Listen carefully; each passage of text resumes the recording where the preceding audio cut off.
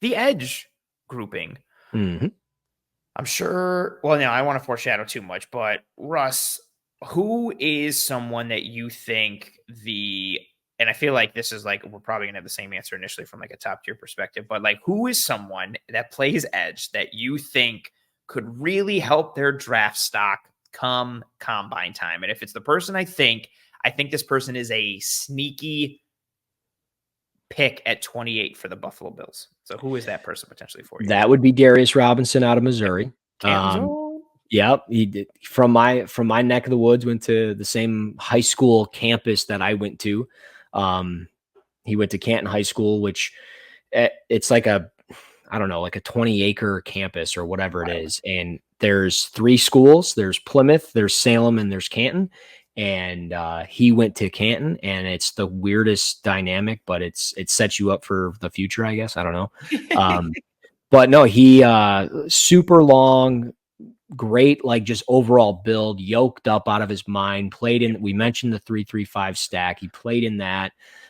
Just so he's always out of position, but he has a great long arm. He can definitely, transition speed to power. He's probably more power than speed, Yes. but he's one of those guys that he's got a nice arm over move. He can swim with that. And then, obviously just some of the club stuff that he has, or swipe move that he has. I like the skill set with him. My biggest issue is just the overall speed. Is it going to be fast enough to get to the quarterback consistently? Change of direction for me too. Speed and change of direction. Yeah, I just worry about that stuff. But again, I think he's a good player, and I think he's worthy of the conversation in the first round on the back end there. Testing will be huge for him this week, and if he tests well, I think we'll see him as probably a solidified first round pick. He came into the Senior Bowl and measured 6'5", 286 pounds, 34 and 6/8 inch arms. So basically, he has 35-inch arms at 6'5", 286. And the way he plays off the edge, again, with playing in that stack, he's mainly in like a 4 or a 4i, and then you get some reps at 5.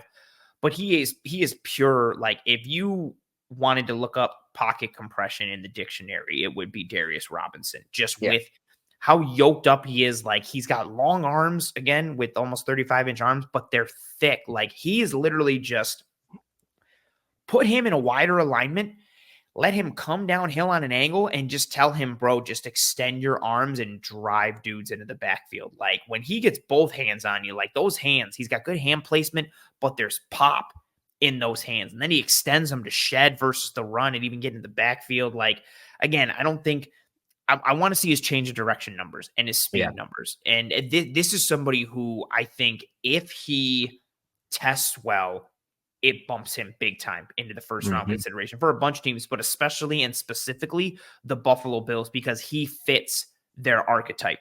They love bigger frame dudes. Like, they want Von Miller is an outlier for edge. Leonard Floyd for them is an outlier at edge. They want pocket compression dudes. They want the Greg Rousseaus. They want big bodied, big frame type of dudes.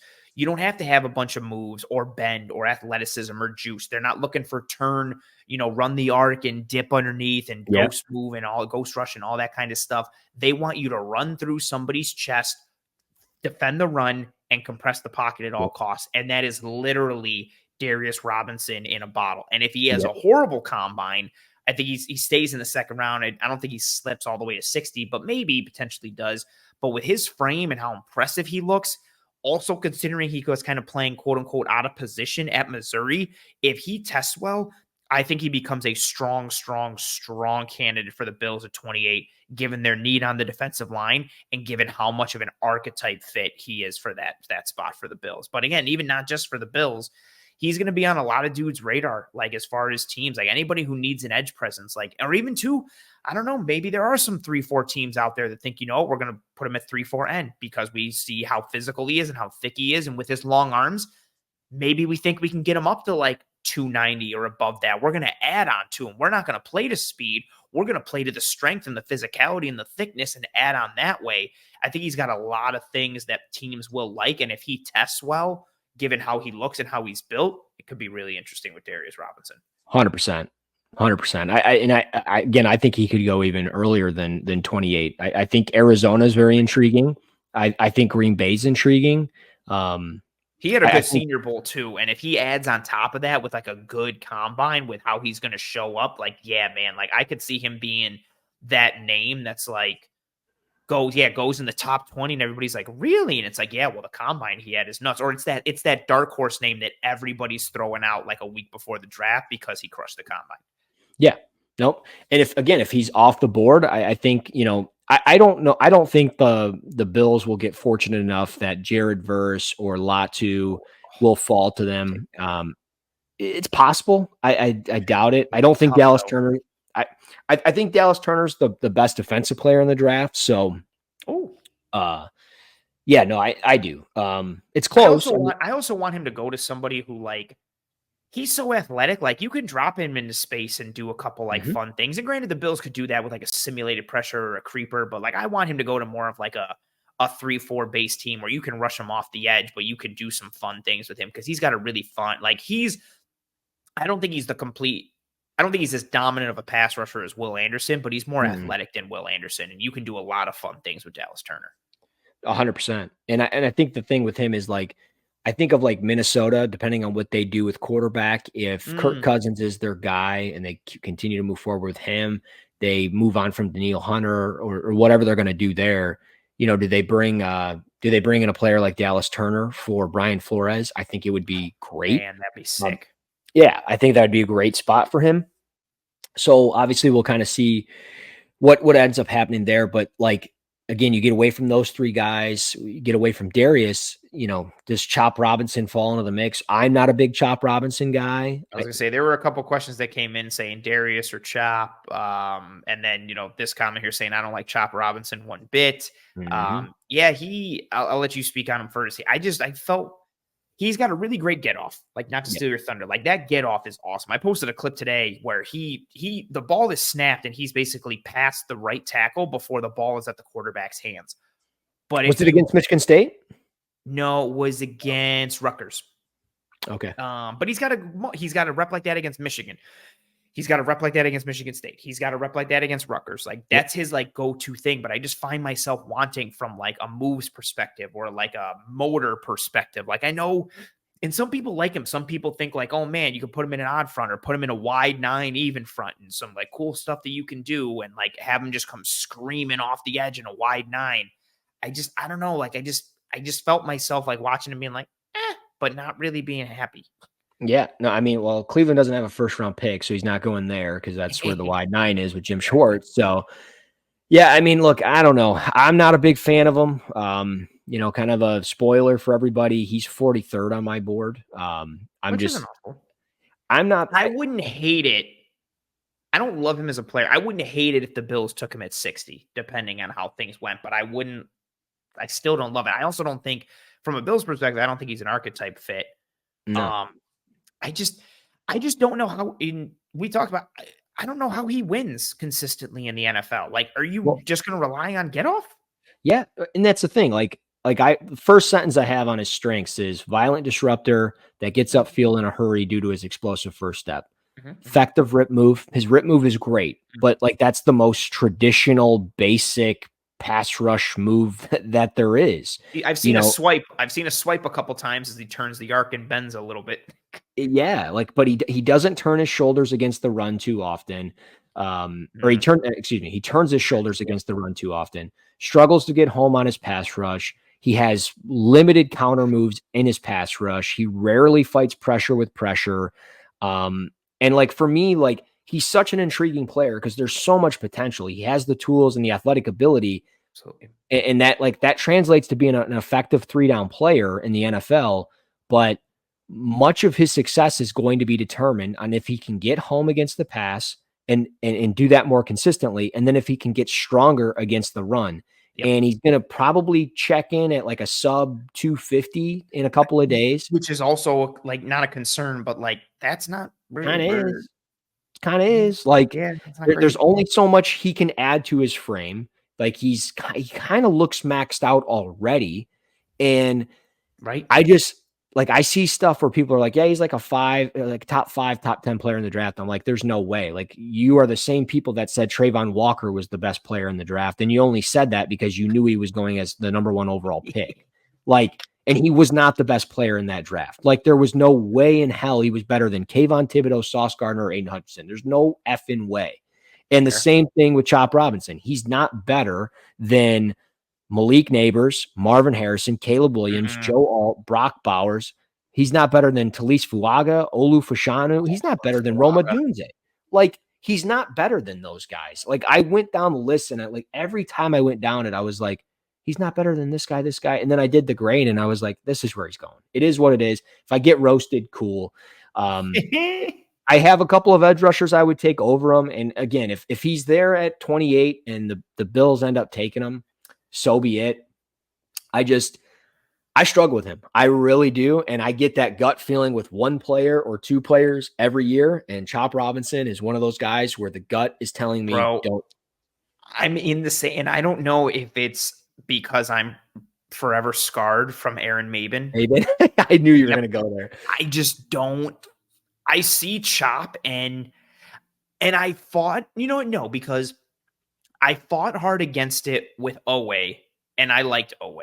Mhm. Really, all three guys have developed differently. The back end of that draft with Rousseau, Owe, and then Tryon Sharinka, like how each has been used differently and how they've developed differently. Like they've all become like startable edges.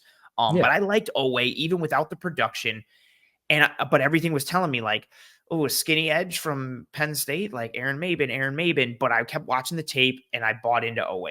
yeah. And I just haven't with Chop, and there's something that just keeps screaming at me to not Dude, take him. And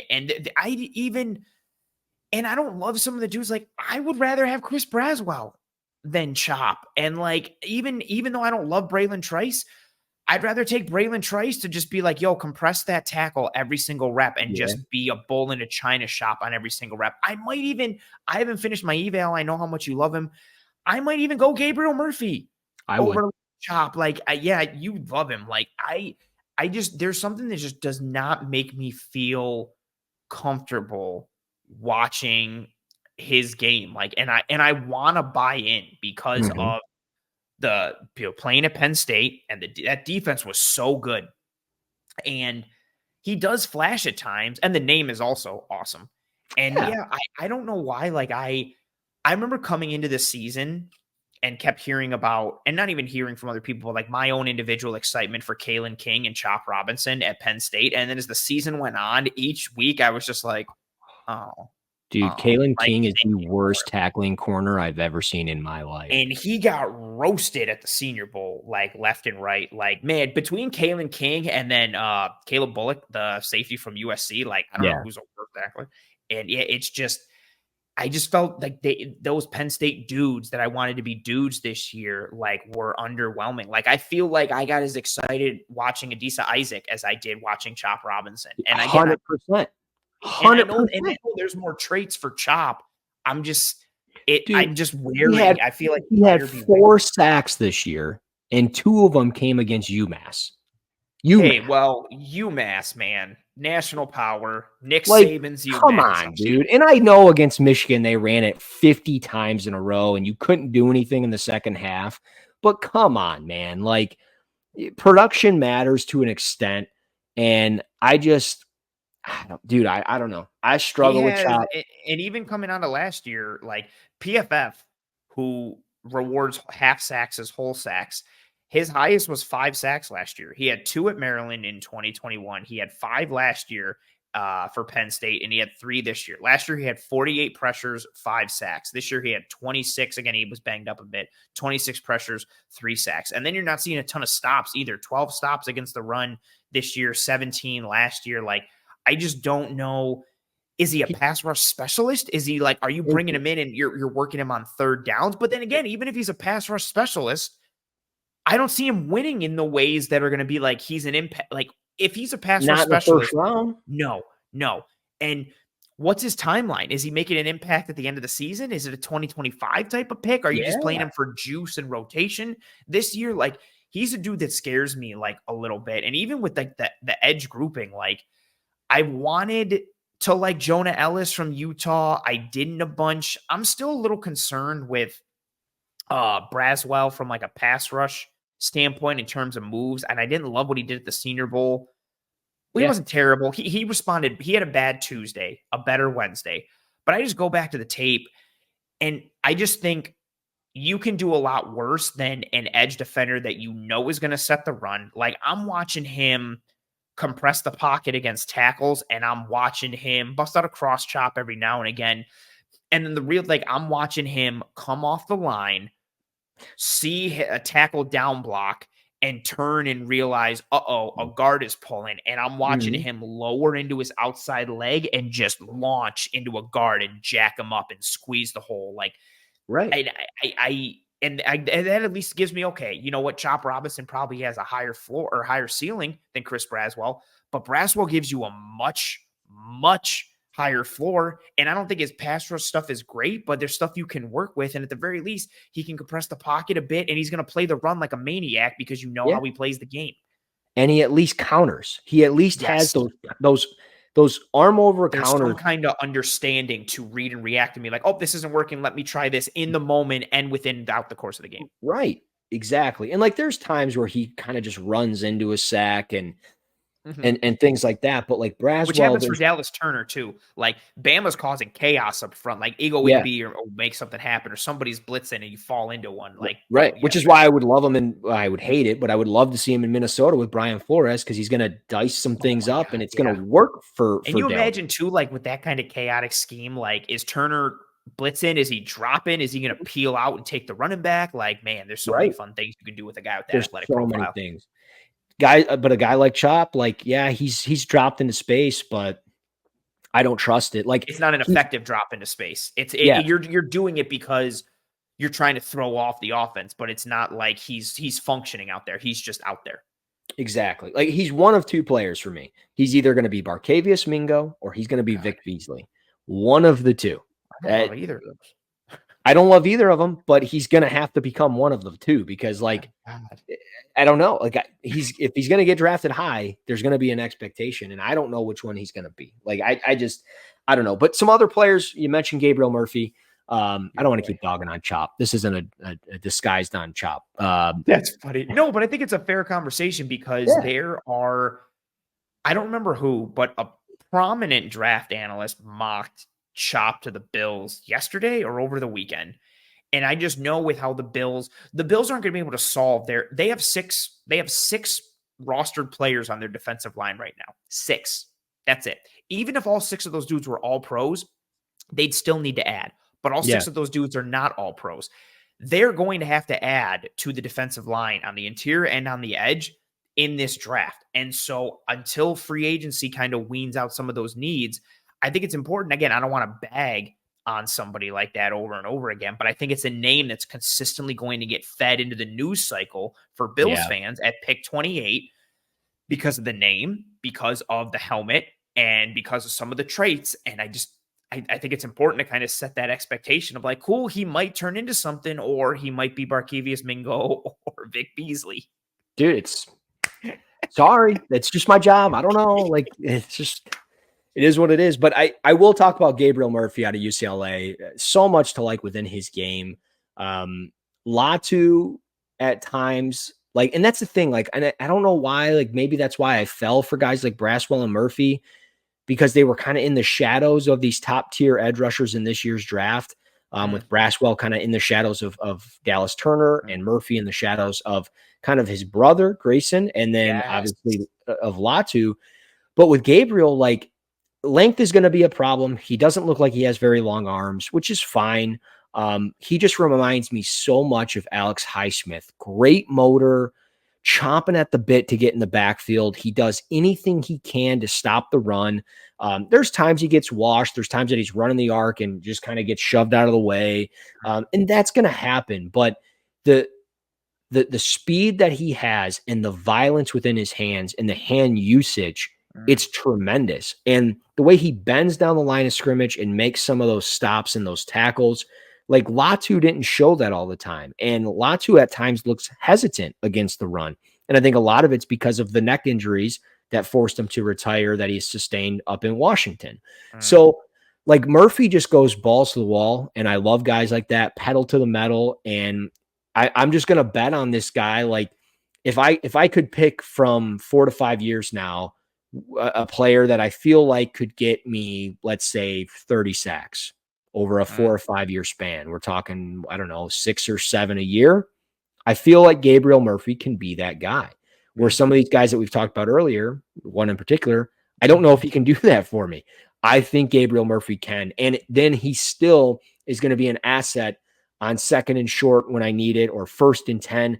I just feel like you can play him a little bit more on third down. Again, length and overall size could be questioned, but I'm really curious how he's going to measure and how he's going to test. And I think personally, he's a top 50 player in this year's draft. And I see mock drafts where he's like ranked 220 or something. And I'm like, there's no way you can watch his tape and say that when you, maybe it's recency bias or Mm. recency bias, but I've watched, let's see, I was gonna say count it off, and I really want him to, like, real quick. Like, I want him to hit for you because you're not like a give analysis or like scout a guy just so you can be first. But yeah, you very much were like the plant the flag for Gabriel Murphy. Like, and yeah, I want him to hit so bad because yeah, no one was out there being like, oh yeah, Gabriel Murphy. Like, you were out here like championing him. yeah. I've watched 11 edge rushers, and keep in mind you have about 11 positions you scout. You throw 10 or 11 in each one, you get to about 100 players. I also But know yeah, it's real when you text me, when you be like, hey man, have you watched this guy? I'm like, oh, Russ really likes somebody. yeah. And I like him more than Braylon Trice. I like Braylon Trice, but hand usage is a bit of a concern. I don't know what the speed is there. I don't know about change of direction. He looks kind of stiff in the hips from time to time. Murphy, I wanted to like Trice more than I did, and I've watched him a bunch in season and on tape, and I kept waiting for me to be like, "Oh, there it is," and I just kept being like, when I've watched like 4 games of a dude, and I have to be like, "Well, maybe I haven't watched the right game yet," then I'm like, "That's a problem." yeah. And that's like, and I don't know. I struggle with Trice a little bit. I wanted to like him more, and I just didn't. Like, I don't know. One of those guys though that kind of when you think of like overall height, weight, size, kind of fits the bills in a sense. Like, Absolutely, pocket compressor, nasty. He's like a bigger George Karlaftis type dude, like just leader, like the type of dude, like from a character aspect, like that you want. Yeah, like you could do worse than Braylon Trice. I just don't like. I wanted to like him more than I did. Like whereas I went into watching Darius Robinson and I liked him more than I thought I would, even though he doesn't have a repertoire of moves and I do have questions about his speed and change of direction. There were some reps where Darius Robinson's like extending against a tight end and throwing him out of the way and like swatting a running back out of his way and like flushing Jaden Daniels from the pocket against LSU. Like there are some clips, even Gabriel Murphy, like as soon as you told me, when you also sent me clips, but then that day that you text me about Murphy, I watched whatever game you started pulling clips from. UCLA is wearing their away jerseys. they're playing And Utah. thank you. Okay, cool. And he's got it's like the first series, it's just like on the snap and he completely just ghosts somebody as soon as he like goes through. Like they're defeated like immediately. And he's got Mhm. so many reps like against the run in the past where like he gets past his man or makes his man face plant in like a quarter of a second. And I was like, oh, this is fun. And Yeah. I want, given all the production from a pressure perspective from Trice and some of these other guys, like I expected to have more things to hang my hat on. Yeah. And I didn't. And so I think the edge grouping is like deeper than defensive tackle, but I do have some concerns even with that Mhm. like grouping as well. I feel like edge gets there's plenty, not plenty, but there's a handful of edges that I would be cool with in the first round. Mhm. After that, I almost like don't want to touch an edge until like round 3 or 4 because I don't like what the crop is going to look like in the second round. Unless like again, I'm not as deep into the Murphy evaluation. I only watched 1 game of him so far.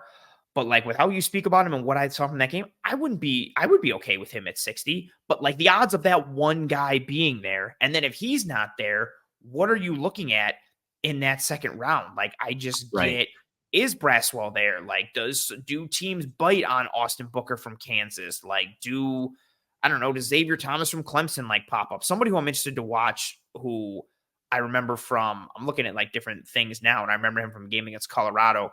Mohamed Kamara from Colorado State but Colorado's offensive line is terrible. He tore up that Colorado game. I Mhm. do remember that. So he's, if I remember correctly, he's smaller. I think he's like 250 or 260 pounds, and he's another dude that's tiny. Like, it gets scary once you're in like the second and third round crop. So it makes me almost want to wait till the back end of 3 or 4 to take an edge if you're not getting one in round 1. No, I'm with you. I think, there's that drop off. It's top heavy. Once you get past Turner, Latu, and Verse, you can throw in Darius Robinson. He's kind of in his separate tier. It gets a little dicey with, Chop and Trice and then Jonah Ellis and Adisa Isaac. There's a lot to like with him, but he's only 250 pounds. He's got long arms, but his lower body doesn't always flow with his upper body. And then, he had a torn Achilles 2 years ago, and I think that's kind of put some limitations within his game. But I still like the player. I think there's good lateral movement there. I think he's got, a good rip move. And I think he's got, good hand usage overall. But yeah, I'm with you. I don't, I think, but I don't know though. At the same time, I'm like, I feel like the deeper I go, the more wild cards I continue to uncover. And I'm like, once I get through like the third and fourth round, I'm like, I don't know what else is really left out there. Austin Booker out of Kansas, Yeah. a lot of potential there, but undersized, hasn't played a lot of football. I don't But know that's what also too where the combine can come in, because what if somebody blows up the combine and has yeah, like the change of direction scores or the speed or like the yeah, bench or like what they weigh in at and how they show up? Like, there's so many, I think, aesthetic pieces and testing measurables that I think could help somebody stand out, not just for the evaluation committee, but in terms of like helping solidify, okay, like this dude can be a solid person in round 3 or a solid person early on day 2, or this, again, not even just talking about Robinson, like Darius, that is, like propelling him to the first round. But I think the combine can go a long way for this position group, even defensive tackle to a degree, but edge, because there are some traitsy guys and wild card flyers that I think have the opportunity to kind of set themselves apart by just having a really strong combine and giving you something to hang your hat on as an organization. yeah. And I mean, a day 3 guy I like that I've watched one game on is Solomon Byrd out of USC. I Oh, yeah. I Forgot like about him. him. I mean, there's again, it's one game, so I don't necessarily know where I'm going to go from there. But I thought, from a pass rush standpoint, he's a specialist. He's going to get after the quarterback, but stuff in the run, I thought he kind of struggled there. He's not going to fight pressure with pressure consistently. Controlling the gap isn't going to be really his thing. He's going to get after the quarterback, and that might be it. And that's the thing. I think you're going to get guys that can get after the quarterback or help stop the run. But other than that, you're not finding a lot of guys that can go both ways. You're going to find guys Yes. that are just, just doing the one thing. And it's like, well, what is that one thing that your team is going to value? And for the Bills, I think probably getting after the quarterback, getting somebody else that can get after the quarterback is going to be valuable. But again, they have so much draft capital. Could they go, an edge rusher in the third round and an edge rusher in the 5th or 6th round? They could Very double tip in a possible. whole bunch of ways because of the capital, or they could Move package up. some of those picks and move up, yeah, and go quality over quantity, like if they wanted to do that. Like that, another guy too I wanted to mention just on day 3, Jasheen Davis, the edge from Wake Forest. I think he just has some. I say this with how guys like play their play styles. He's got some velociraptor to him with how he plays, like his hand usage, his motor, his get off. Like he's just violent, like point A to point B, straight line after the QB. But he's another one. Wake Forest plays a 3-3-5. So he's at like a 4-eye a whole bunch, and they're doing all these Mhm. run stunts and all these things. And so, like, a lot of times he's just like, yeah, spike inside here, try and take up the guard and the tackle, or the guard and the center. And he's like 260 pounds. I think he's going to weigh in somewhere in that range is what he's listed on PFF. So, like, you have a 260-pound 4-eye that's playing here all the time. Like, that gets a little like wonky for me, but he's got an aspect to his game. He's the one who I started watching for him, and then Malik Mustafa, the safety from Wake Forest, just started flashing left and right. But I Dude. initially was watching for Davis. Yeah, we'll talk about Mustafa in a minute. But yeah, Davis is somebody who I like on day 3. But again, that's like, cool. What's he going to be? Like, he's your edge 4. And I Yeah. think he could develop and become like an edge 2 for someone. But you could do a lot. Like, I like him because he's got a high motor. He works on, he's 100 miles an hour on every single rep, and he may lose, but he bangs. Like whatever you ask him to do, he's doing. He will take on whoever, he will line up wherever. And even if his technique isn't perfect or the read isn't perfect, he just works so hard that he just muddies things, and just like, it's Mhm. not always pretty, but he gums up the works because of how he plays. I don't want to put him in the same category because I really liked this other guy from Wake Forest last year, Kobe Turner. He reminds me of Kobe Turner a little bit. Turner had much cleaner wins, and I Yeah. thought he was drastically overlooked in last year's class. And he had a phenomenal year for the Rams, but he's got some of that aspect like Kobe Turner did, where even when it's not pretty, it just messes things up for the offense because there's such a high motor and violence and velociraptor to his game.